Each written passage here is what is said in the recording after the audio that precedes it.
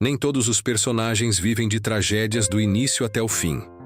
Algumas histórias são marcadas por crescimento, mudança e, principalmente, redenção. E em Dragon Ball, existem personagens que pareciam destinados a permanecer como vilões para sempre. Mas, às vezes, as maiores mudanças surgem dos lugares mais improváveis. E poucas são tão improváveis quanto a de Piccolo Jr., a reencarnação de um tirano que mergulhou a Terra no caos que se tornaria um dos maiores defensores da Terra. E, ironicamente, tudo começou graças ao filho do homem que ele mais odiava. Essa é a história de uma das maiores e mais improváveis redenções de Dragon Ball. Piccolo Jr. nasce carregando um fardo que nunca escolheu. Ele não era apenas o filho de Piccolo Daimao. Ele era a própria reencarnação de um demônio que havia aterrorizado a Terra.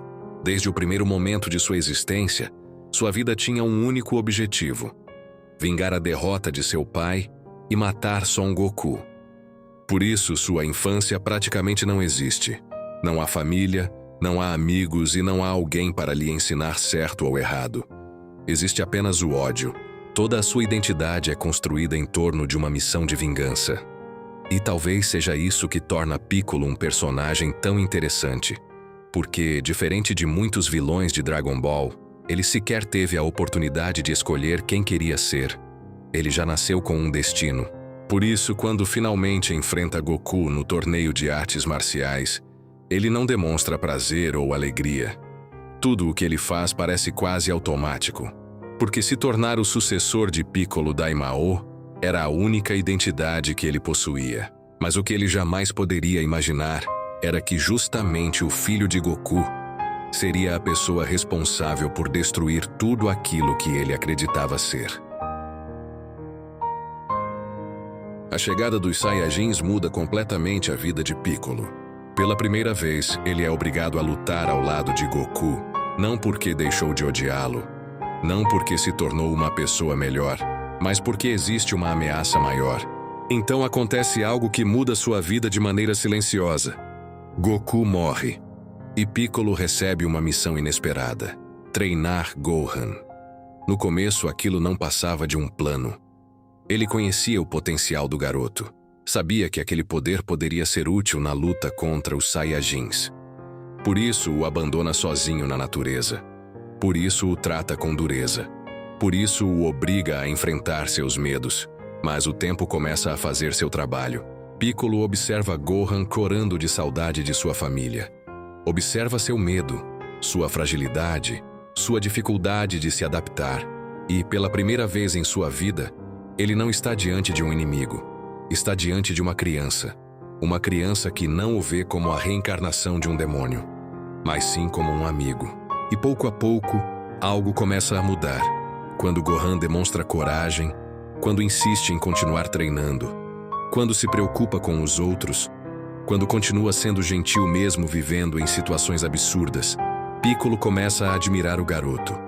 Talvez porque, no fundo, Gohan represente algo que ele nunca teve: a oportunidade de crescer cercado por pessoas que o amam.